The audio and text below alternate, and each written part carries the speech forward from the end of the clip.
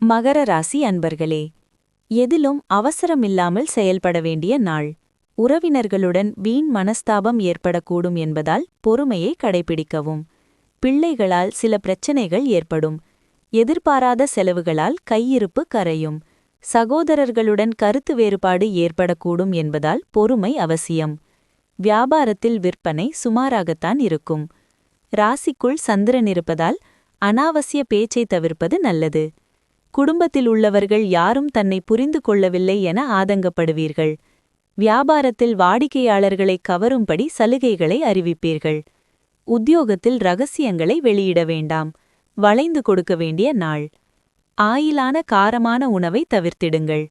உங்கள் நிதி நிலைமை இம்ப்ரூவ் ஆகும் என்றாலும் அதிகம் பணம் செலவு ஏற்படுவதால் திட்டங்களை செயல்படுத்துவதற்கு தடங்கலாக இருக்கும்.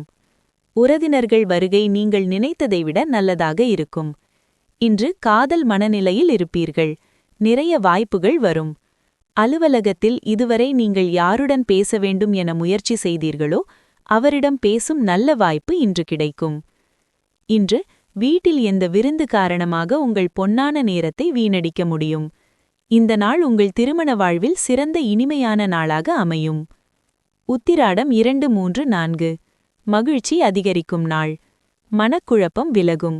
முயற்சியில் எதிர்பார்த்த லாபம் உண்டாகும். திருவோணம் சிலரால் சங்கடங்களை சந்திப்பீர்கள். உங்கள் வேலைகளை பிறரிடம் ஒப்படைக்காமல் நீங்களே செய்வது நல்லது.